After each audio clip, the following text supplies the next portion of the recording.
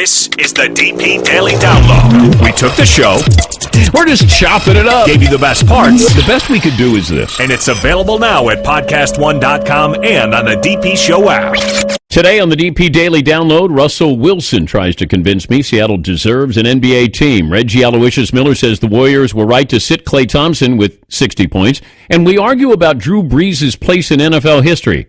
Also, tune in tomorrow. Rick Neuheisel and Ryan Leaf stop by the studio.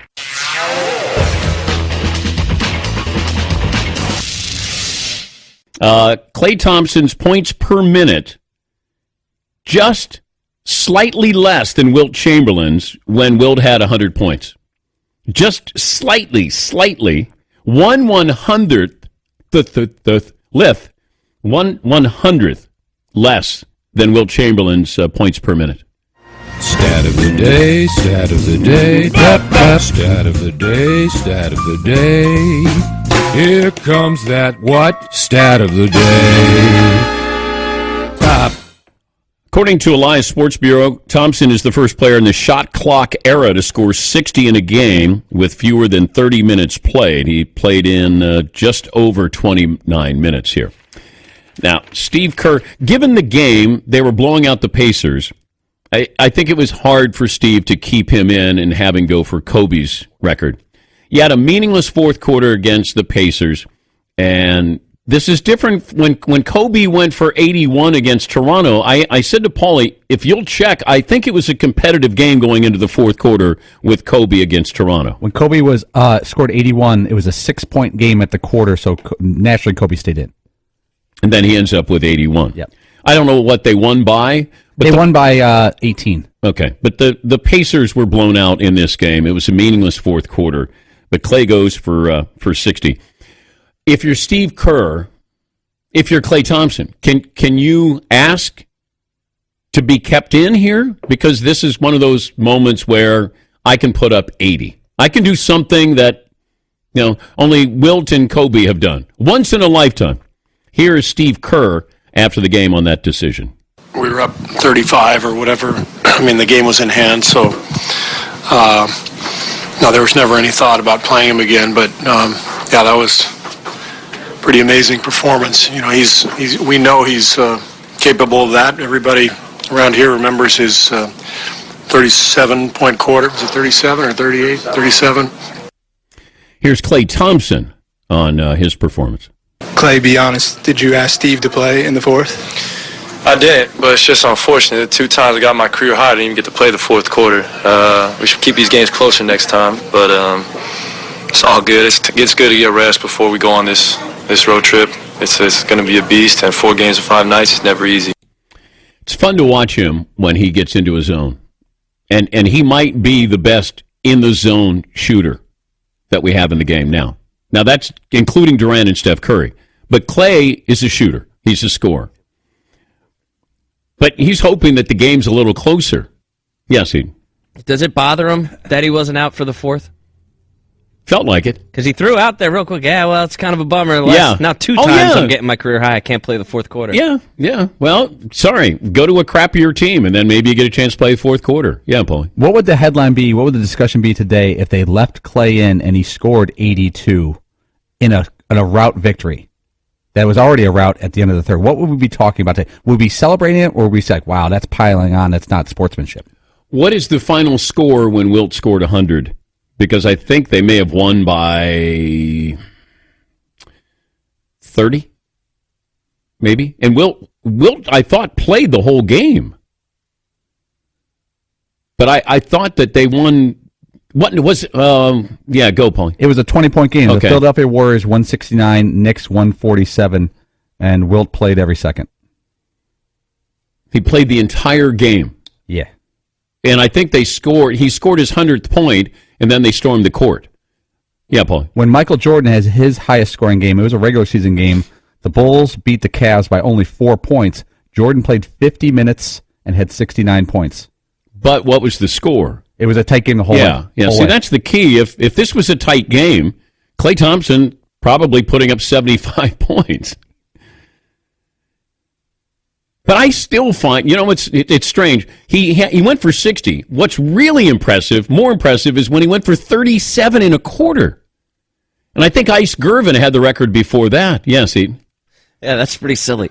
37 and a quarter. I'm not a believer in you can't pile on if you're a professional. There's no such thing as running up the score on professionals.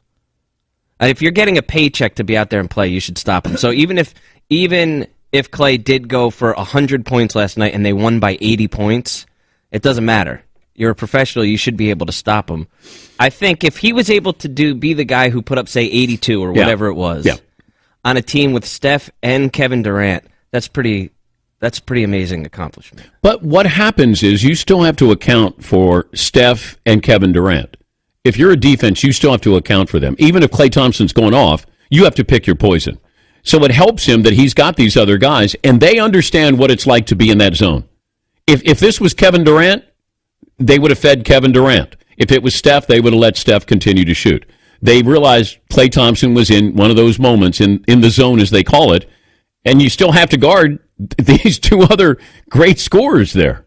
So that's why Klay was able to get these shots. Hey, keep feeding him. Let him eat. Oh, man. Dude's on fire, man. Send him back out there. That jumper, when it's on, and he wasn't playing well at the beginning of the year, but it was Reggie Miller who said, hey, he's playing a lot better the last couple of weeks, last couple of games here. Yeah, Fritzy. Is it a sportsmanship or fear of injury thing? Was that the motivating thing? Well, Steve Kerr is not that kind of coach. He's not going to say, hey, go out there. Or it's not like you can steamroll Steve Kerr and say, hey, I'm going to stay back out here. If that's you got to tell me you're lobbying to stay in the game. Oh, as long as absolutely. possible. Yeah, I want to hurt you. I want you to cry. Yeah, absolutely. What would Jordan do? Does Jordan come out? He would demand to stay in the game, for sure. Yes, he. But there are some people who could look at Coach and say, you realize I'm not coming out of this game, right? I mean, Jordan can do that. Kobe, there's no way anybody's saying, all right, bud, I think you're done. Why don't you take a No way is that happening. Clay, I don't know that he can give the look. And you realize I'm staying out here, right? Yeah. Actually, you're not. You're going to come sit on the bench. I would like to have had somebody ask Steve Kerr, and maybe somebody who covers the team who's listening, if the situation was different with Jordan being out there, and he was a teammate of Jordan, would Jordan have lobbied to stay in to Phil Jackson? And what would Phil Jackson have done if Mike said, hey, we're blowing him out, I want to stay in here. I think I can get 80. Yes, Fritzy. If you're a pitcher and you've gone through 8 innings and your team's winning 11-0, and all of a sudden, because you threw a certain number of pitches, the manager comes out and he's going to pull you, and these things have happened before. Wouldn't you freak out if you're a pitcher? Well, that's different, though, with a pitcher, because we do allow a pitcher, and he's got 5 days to recover. But it's 11-0. It's a blowout. Sportsmanship. Let another pitcher come in and give up a hit or two. I think there's certain unwritten rules. I would think a pitcher, you don't say, hey, you're dominating. You've struck out 18. Stop striking people out. We do have a problem, though, if you're up big and you swing for the downs. If you go for a home run, that's one of the unwritten rules there. Yeah, Paulie. Let's say the Cubs are beating another team 15-0. Why's it got to be the Cubs? Just making myself feel good. Let's say the Cubs are winning 15-0 in the 7th inning, and Chris Bryant has 3 home runs. You don't take him out. No.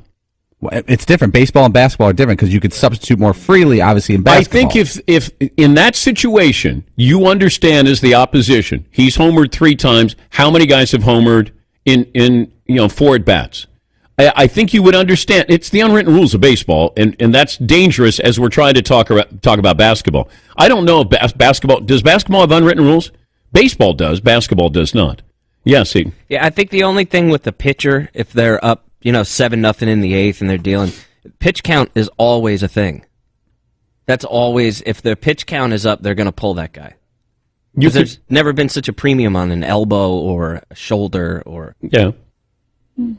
Yeah, McLevin. Just want to remind Paulie that Mike Schmidt did hit 4 home runs off the Cubs against the Cubs at Wrigley, like every other week.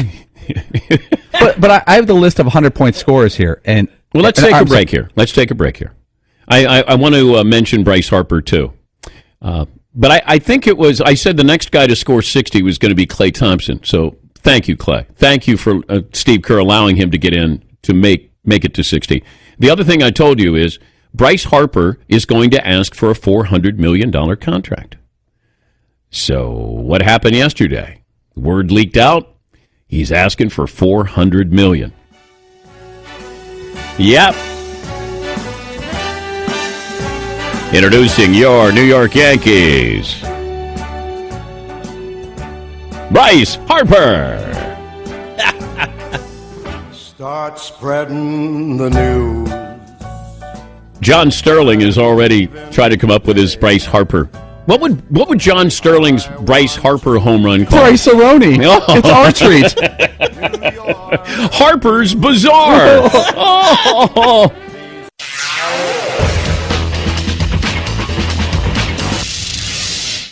He's Russell Wilson Jr. III, the Seahawks quarterback. He joins us now. Did you do video games in college? Do you have a favorite?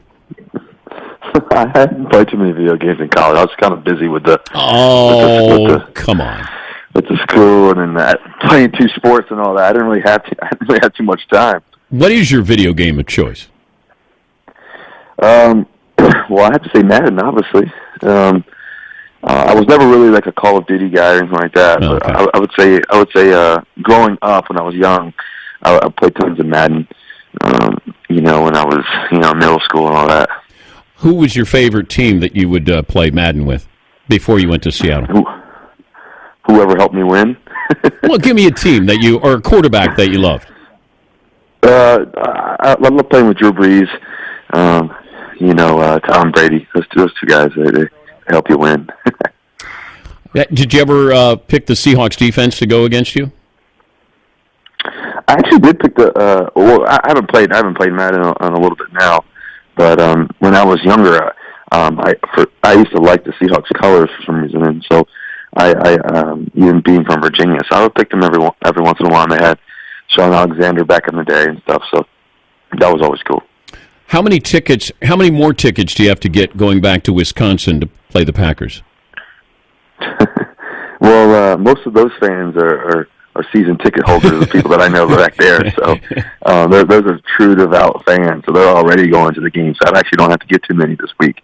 But obviously it'll be exciting to go back to Wisconsin, such a special place for me, a place that is near and dear to my heart. And we get to play a great football team, the Green Bay Packers, and they're coming off a big win and all that. So it'll be a great game. Big Ten title game. How did you explain that? Did you have any teammates who went to Penn State who roughed you up a little bit? Yeah, I have one of our tackles, Gary Gilliam, who actually I played against at Penn State when I was at Wisconsin. We beat up on Penn State pretty good, but we unfortunately we made a little wager, a small little wager, and they beat us. So I gotta give back, I should say. You should have to wear a Penn State jersey or something. I know, right? Exactly. So it's an unfortunate situation. I was really disappointed. Obviously, we were so close. So it was a great game, and that's what you want to see in those championship games. That's why you play them. That's why you have all those games during the season. You get to the end of it, and you want to have a close game that people want to see. He's Russell Wilson Jr. III, Seahawks quarterback. You know how we came up with that, by the way, Russ? I was about to say, I don't know. McLovin called RG3. Seton, do you have that? McLovin calling RG3? Robert Griffith Jr. III. So he called Robert Griffith Jr. III, and so it just stuck in my head. So it's Russell Westbrook Jr. III, Russell Wilson Jr. III, and I'm probably going to say it one night on Football Night in America. But, yeah, we got it in our head because McLovin screwed up RG3's name. Yeah. My fam's going to look at the genealogy and try to figure out a junior and a third. Yeah, exactly. Who's senior, who's the, all that, who's the third? Trying to figure that one out. When's the last time you spoke to Earl Thomas?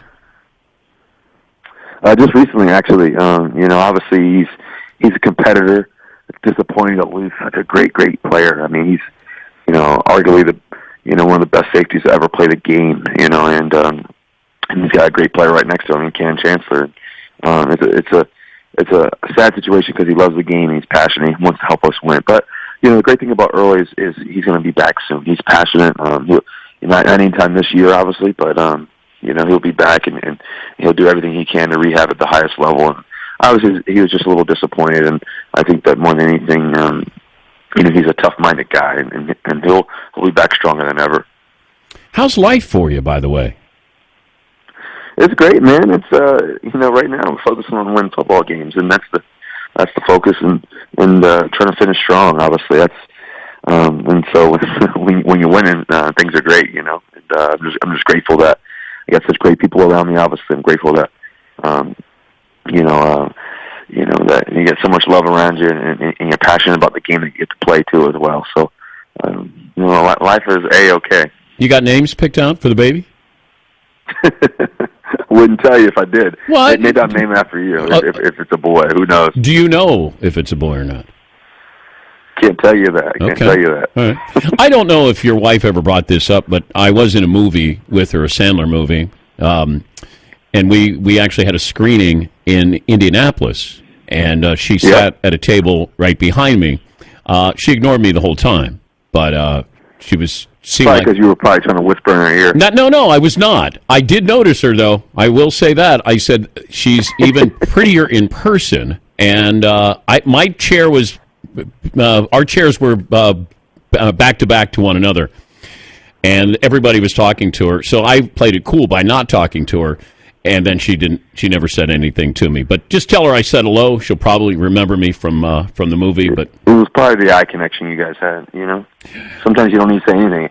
Well, I think we're just actors. It's just two actors understanding one another, and it's sort of an unspoken. Understood. You're an actor, right? I'm not sure if I go that far. Well, Entourage, you really had to act like yourself, which is sometimes tough.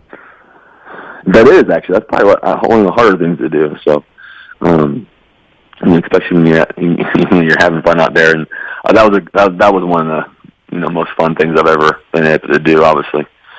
I love the fact that you're involved in a group to try to get basketball back to Seattle. How did this come up, and where do we stand with getting the NBA back in Seattle? Well, it's obviously an exciting thing, and this city, needs it, deserves it. I think that this city is such a flourishing city, and so many great things going on here. I always say that I don't want to tell too many people about this city because I don't want everybody to move here because once you visit, it's pretty special. But I got to know Chris Hansen, great friend. That I got to know over the past a couple years here, and Chris and I, I've always told him that I wanted to find a way to have own a team one day, and hopefully multiple teams, and that's one of my passions after I'm done playing and all that kind of stuff, and so anyways, obviously the Seattle fans are so passionate about the Sonics. I mean, everybody, you go around, you go to the mall, you go anywhere, go to dinner, people wearing jackets, hats all the time, the throwback, jerseys, all that kind of stuff, and it's been on both of our hearts, and also Wally's too as well, and the Nordstrom family and stuff, and it's been on our hearts to help try to bring this team back and bring an NBA team here. And I think there's so many great things about it too. When you really think about it, Dan, there's, when I was a young kid, I wrote a cool article on Players Tribune about it. But it's called Boom Shakalaka. But when I was writing and I was thinking about, when I was a young kid, I used to play, NBA Jam. I used to play with the Sonics, and thinking about that team, even though I was, 3,000 miles away in Virginia, that meant so much. And as a young kid, and I think about the generations to come, here in this area in Seattle and the state of Washington, it's a basketball state, first of all. There's a lot of great players that have played here. And you think about the young kids and what it means. And I'll never forget the feeling when we won a Super Bowl, and we won that awesome Super Bowl 48, and we were able to come back home, and there was millions and millions of people, and the connection that it made from all different socioeconomic statuses to all different races to all different people, all in the same city, wearing the same colors, and just so united. And you get to see these young kids' faces and how much they adore these players and how much they adore the situation and what it means. And it's a lifetime of memories. And this city is a very, very special place. And so I want to do everything I can to help bring this team back with Chris Hansen and with Wally Walker and the Nordstrom family too as well. But is it going to be hopefully bring an NHL team too? But is it an expansion franchise, or would you get a relocation NBA team? Well, first of all, we got to build the arena, and so that's you asked, what's next, and so we have all the land and all that, and so that's the exciting part. There's only one thing that we really need, and that's the vacation for the street, and so all the people in the city, ever since kind of been able to announce that I was part of it, and I'm partnering with this crew. Everybody in the city is so excited. You go to dinner and people are like, man, we got to make this thing happen in the city. We got to get the street vacation and all that. So it's a big deal, and it's a game changing thing, and it'll bring more. You think about the city too. There's a lot of homeless people here too as well. It could potentially bring more opportunities for people, for jobs and all that. So it's a really cool situation. It's not just about basketball games or hockey games. It's about people's lives and changing hearts and souls too as well, and bringing people, uniting people together. So the city, I think, it needs it, and we got to get that street vacation. That's the most important thing, because that way we can build the arena. We have a state-of-the-art arena that we've been working on, and that's going to be probably the most amazing arena you could ever go to. It's going to be really, really special. So we got to make that happen, and at the meantime also win football games too. That's the main focus right now. Can you dunk? My mom was one of those. You go to if you go to a New York Knicks game, you see those people bouncing on little springs. That's me. That's me. Oh, you can't put one of those out there. You can't dunk? I can get up there. I don't know. I can palm a ball. I was more one of those assist guys. You were John Stockton, is what you were. Yeah, I'm like CP3. It's like that's yeah. I like to dish it. I'll go flash and go score for you. Hey, good luck against the Packers. Good luck with this venture as well. And as always, tell your wife I said hello. Okay, I will. Thanks so much, guys.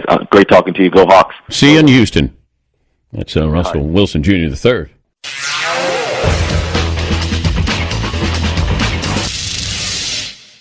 Nelson Mandela says sports has the power to change the world.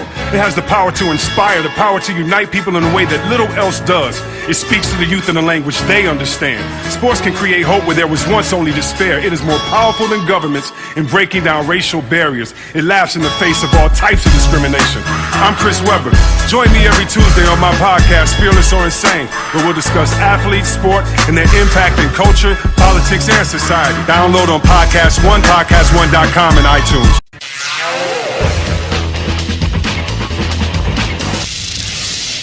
We were just talking about, is Russell Wilson going to end up in that Drew Brees category where it's an, oh, by the way, don't forget about how great he was? Because I do think we forget, or we leave out Drew Brees in the conversation of greatest quarterbacks of all time. Is he in that conversation? He got the Super Bowl. That certainly helps. Without the Super Bowl, he's not in the conversation. We'd like to say good morning to our radio partners, numbering close to 280 cities around the country, and our TV partners, DirecTV, the Audience Network. You'll find that on Channel 239 and the NBC Sports Network. A couple of business items. Download the DP Show app.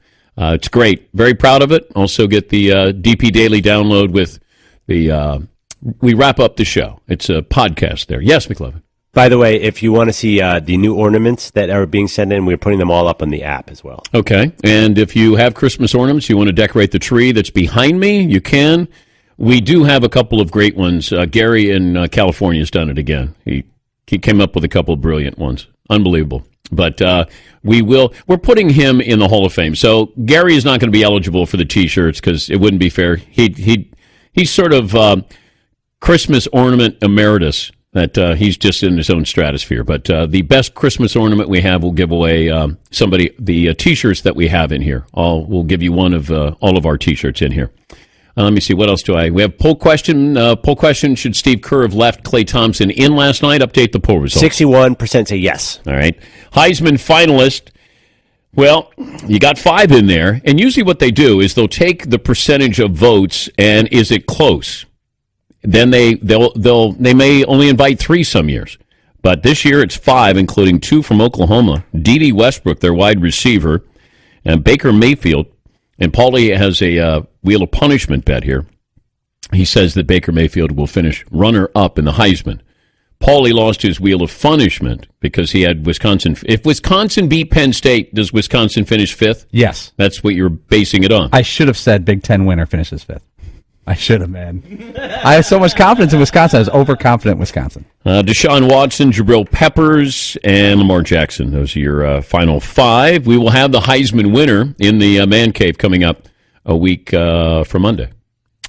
877-3DP Show, email address dp@danpatrick.com. Tonight, Florida versus Duke in basketball. I watched Syracuse and Connecticut, and it was so bad it was good. They barely got to 50 points. I think final score 52-50, and I'm just like slugging it out going, oh, my God, this is bad. Exciting ending, but it was it was tough sledding there to watch that.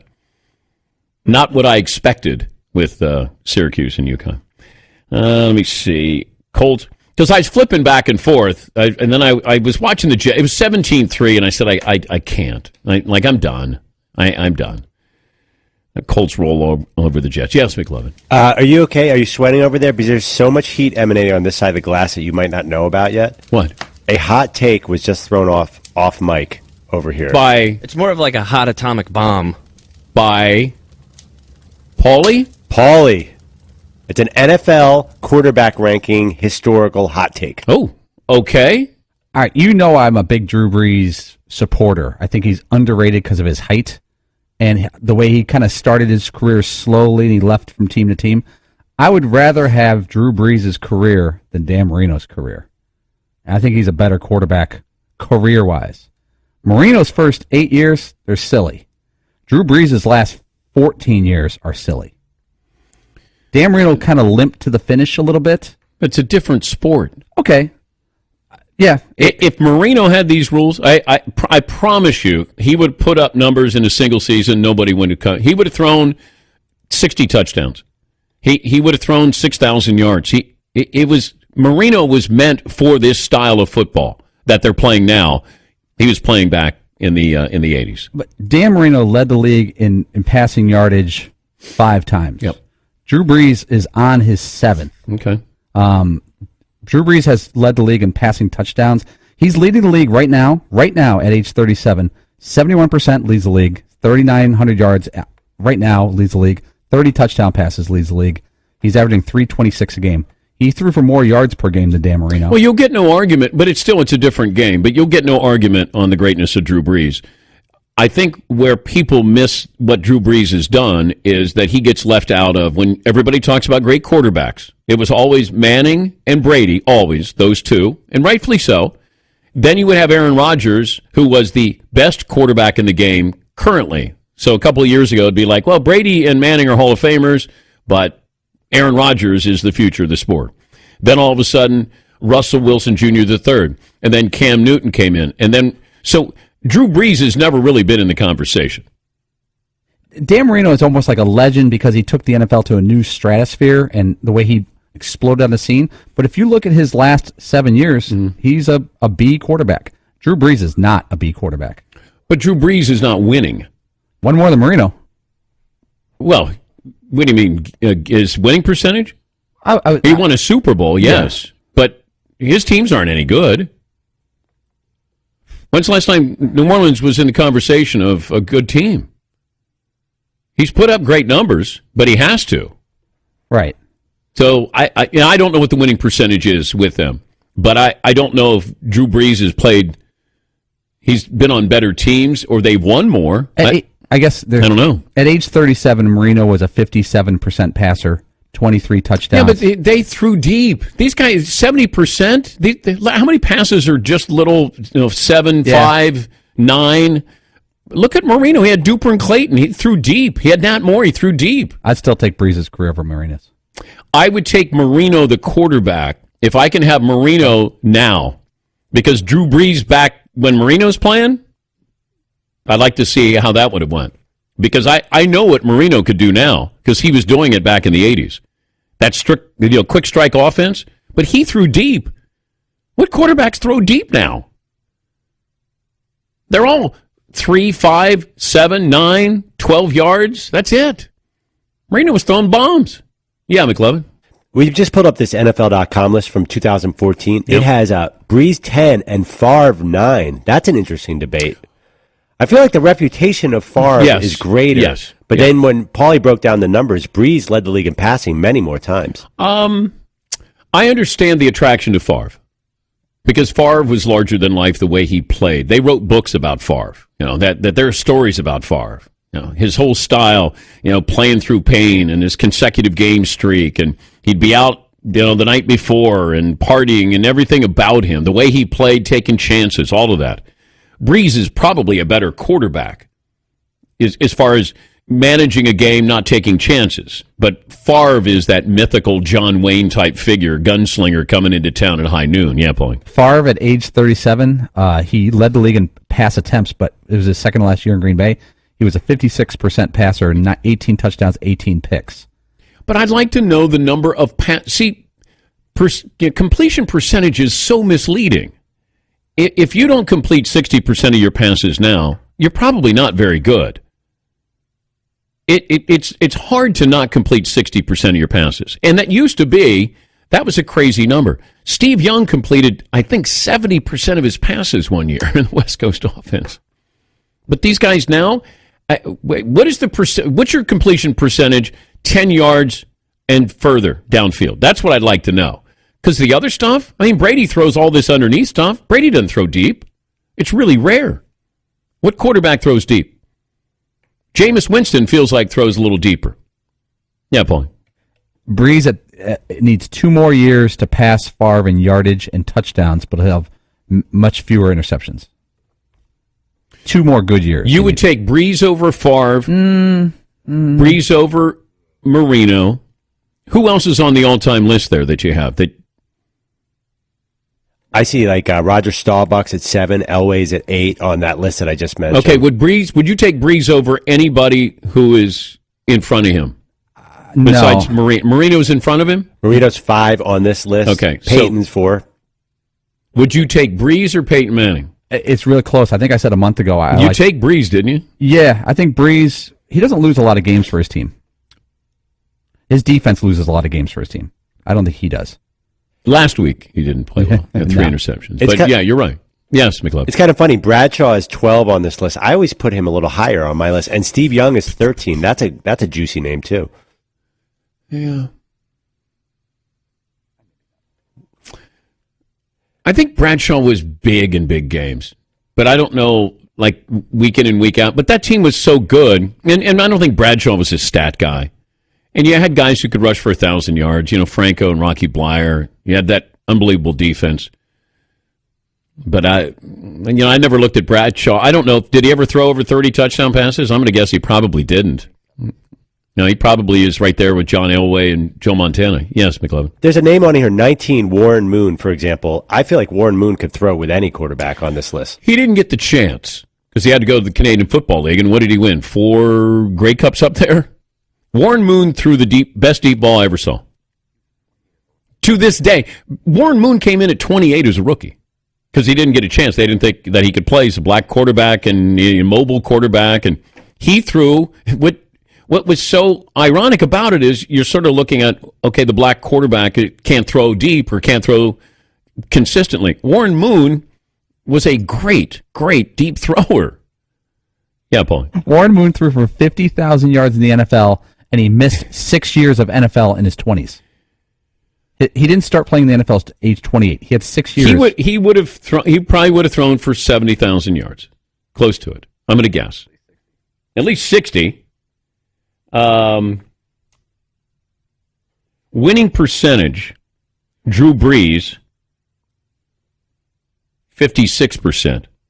Dan Marino, 61%. This is 240 career starts. How about playoff winning percentage? Well, you have an extra game now with playoffs, with wild card. Marino's, I don't know how many times he made it and lost the Super Bowl to the Niners.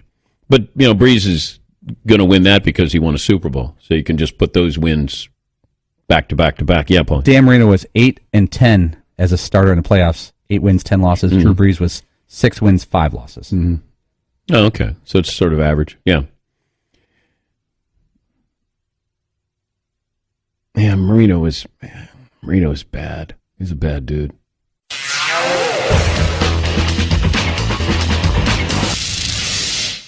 I got two guys who are 6'7", and through their first 407 career games, they're almost identical in points, rebounds. One player has 400 more assists. It shot 50% from the floor. The other guy shot 45%. The other guy has a whole lot more threes, but they shoot a whole lot more threes now. Klay Thompson shot 45%. Reggie Miller shot 50% during first 407 career games. So we're measuring Reggie Miller to Klay Thompson right now, and here's Klay Thompson, considered maybe the best two-guard in the game. Klay does have 1,100 three-pointers made. Reg 553, but it was a different NBA back then. I can't imagine what Reg would do now with how they let everybody jack him up. Reg joins us now. Hi, Reg. How are you? Welcome back. Your dreams were your ticket out. Welcome back to that same old place that you laughed about. That's for my man. Welcome back, Fritzy. That is awesome. Welcome back, Fritzy. You were down. Some say you were out. I had total faith in you that you would pull through, and thank God the Danettes are reunited once again. Wait, Reg. Welcome back, not Cotter. Welcome back, Fritzy. Reg, you called Fritzy soft last week.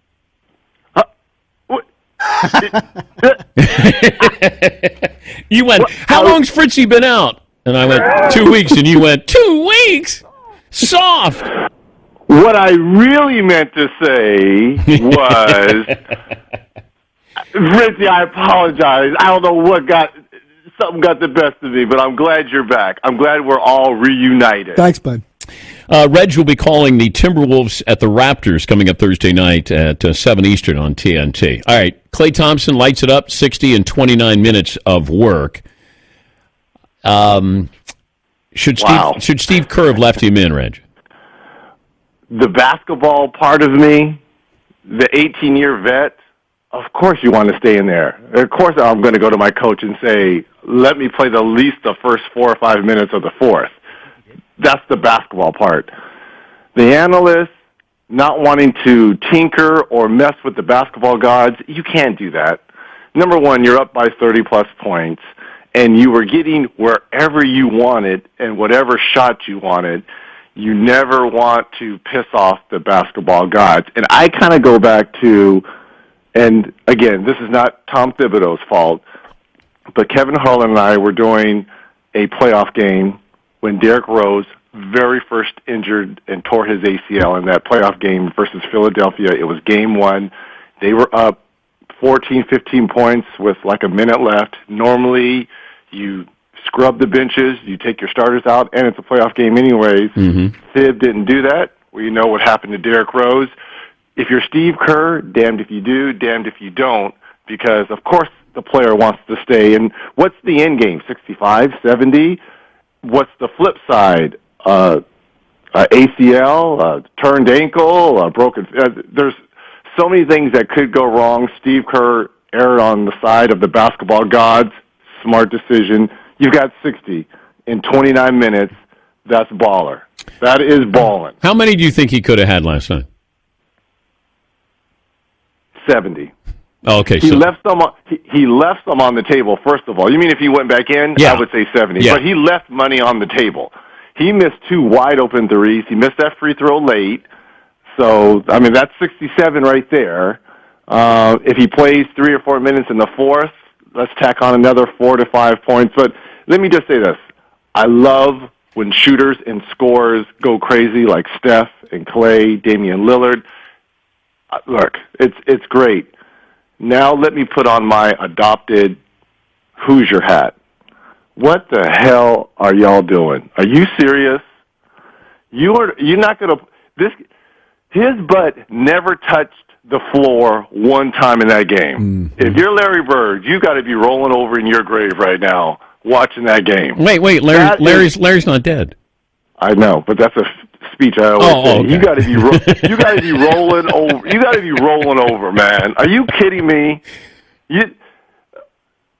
I'm trying to be objective here, but for me to play 18 years with one team, that can't happen. I would have fouled out. He played 29 minutes. I would have fouled out in the first 10 minutes trying to kill this dude. He did not touch the floor one time. That's embarrassing. But on the flip side, I like seeing it. Don't get me wrong. I love seeing it. I've done it, and I've been knocked down on my behind during that game. Clay never touched the deck one time in that game. Could anybody else currently in the NBA have lobbied their coach to stay in a game that was a blowout? And they're sitting on 60. LeBron, I'm going to guess, if he's got 60 going into the fourth quarter and they're up by 20? I'm guessing maybe a DeMar DeRozan. I'm guessing maybe a Damian Lillard. Boogie Cousins would. He just wouldn't listen to the coach, and he'd just stay in there, right? He does that nightly. Yeah, that's nothing new for Boogie. No. He's making those kind of decisions on a nightly basis. But to have 60 and going into the fourth in a blowout. Now, Kobe could do it. And I believe, when Kobe got what did he get, 71? 81. What did he get? 81. When he got the 81, but it wasn't a blowout. It was within 10 to 15 points. Yes. Which I can understand why he's still on the floor. But 60 up, 30 plus, I never want to mess with the basketball gods because they always come back. And to me, what's the end game? Well, you just have one of those magical nights. But, doesn't it sound better, 60 and 29 versus, 63 and 33? No, that kind of sounds good too, right? Reg, if he goes back in, they're going to give him the ball, and he's going to get a chance. 70 sounds pretty cool. 60's nice. And that's the point I'm making about the Indiana Pacers. If that would have been me versus the New York Knicks, and I'm sitting on 60, and I'm going back in, and I'm up by 30 trying to embarrass them, not that he's trying to embarrass them, but you are unintentionally embarrassing them. That's when guys get taken out the air, and you don't see that anymore in today's game because we have review and all that. Back in the day, someone would have seriously got hurt. Seriously. You've got to put some love taps on them. So don't tinker with the basketball gods because there's going to be a game where it's close and you're sitting on 45, 50 where they really need those shots. That's when the basketball gods are going to reward Steve Kerr and the Golden State Warriors because of that decision of taking him out. He's Reggie Miller. Reggie's got Timberwolves at the Raptors coming up Thursday night, 7 Eastern on TNT. What does Charles Barkley mean when he refers to the Warriors' style as little girly basketball? Well, I'm as much as I love Charles, I'm shocked because if that's the case, all 30 teams are playing girly ball. If girly ball is shooting threes and playing perimeter, that's the NBA today. There is no low post, back to the basket players teams. A little bit Memphis because of Zach and maybe Marc Gasol. A little bit, I wouldn't even say San Antonio because LaMarcus Aldridge at 6'10", 6'11", he's still he can play with his back to the basket. He's a jump shooter. Yeah, he's a jump shooter. So if the Warriors play girly basketball, then everyone's playing girly basketball because there are no longer those teams. Is Houston a girly basketball team? The Spurs? The Clippers, they play Lob City. Who's playing with their back to the basket? Charles, at times, and it's okay. You've got to let go of the past. This is what the game is, man. Well, he's just trolling people is all he's doing, Reg. But it's the NBA now. It's all about threes, and there aren't really. Think about what teams play with their back, play low post basketball. Karl Anthony Towns, as great of a young talent as he is, Minnesota, he's shooting threes. Porzingis, shooting threes. What big man do you want to play like big boy basketball? There aren't any anymore. So I think that's what probably is catching people off guard is like you're calling them girly basketball, but that's what everyone is doing. I'm watching Porzingis the other night, and he's taken somebody off the dribble. He's 7'4", and he That's is wonderful. He's crossing over, taking somebody off the dribble. Well, it shows you the evolution, not only of our game, but of our players. And that goes to Charles's point. You know, Charles was great at handling the basketball for his size at 6'4", 6'5", and I'm being generous. And he could take guys off the dribbles. But Dirk, he revolutionized the big man at that power forward / center position with shooting, and before the injuries to Dirk, being able to take a few dribbles and, you know, the fadeaway and the high arcing foot. I mean, you see guys like Durant kind of emulating, you know, his moves and so forth. So he changed that whole power forward position with the ability to stretch the floor, open up the floor, and we're kind of seeing the 2.0 version in Porzingis. Reg is going to Toronto with my Timberwolves. Man, they've been a disappointment here, Reg. But they did have a big win on the road this week in Charlotte in overtime. But again, to me with Minnesota, it's all about a learning curve. And you've got great young talent. I mentioned Cat, Wiggins, Dunn, who should be getting more burn, Rubio, Zach LaVine. It's all of Zach LaVine, who's played fantastic. These guys, they got to figure out how to win, and that's the hardest part with a young team. And when you've got an old bulldog type coach like Tom Thibodeau, he's going to have to show a lot of patience. But I think at the end of the day, not this year, but give them a year or two, they are going to be fighting, you know, for a top 4 spot in the Western Conference because of that young talent. Safe travels to Toronto. Theodore, you are truly the best. I am so excited that my man is back. You hung around, but those dreams have remained and they turned around. Oh, yeah. Where's Horseshack? Yeah. We need a little Horseshack. Yeah, when we need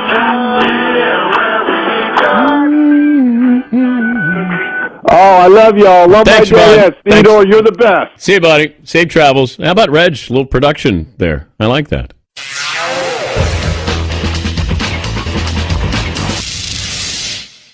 Stay tuned for 60-second AP News headlines.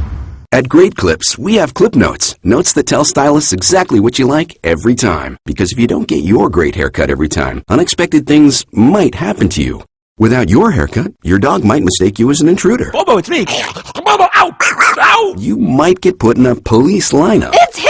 No, it's not me! Avoid all the unexpected things that might happen to you with the wrong haircut. Go to Great Clips because they use clip notes. Notes that tell stylists exactly what you like. Great Clips. It's gonna be great. AP Update. I'm Rita Foley. President-elect Donald Trump is likely setting up a battle with Washington by his choice of Rex Tillerson as Secretary of State. Tillerson is the CEO of ExxonMobil. AP White House correspondent Mark Smith on this morning's announcement. Announcing the choice in a written statement, the president-elect calls Tillerson the embodiment of the American dream and among the most accomplished business leaders and deal-makers in the world. However, Tillerson's choice in the midst of a furor over allegations of Russian hacking to sway the election likely sets up a major confirmation battle. Tillerson has close ties to Russia, and that's causing some lawmakers of both parties to ask whether he's the right person for the job. In an accompanying statement this morning, Tillerson said he's honored by his selection and shares Trump's vision for restoring the credibility of the United States. The president-elect also considered Mitt Romney for the job, who says it was an honor to be considered. I'm Rita Foley.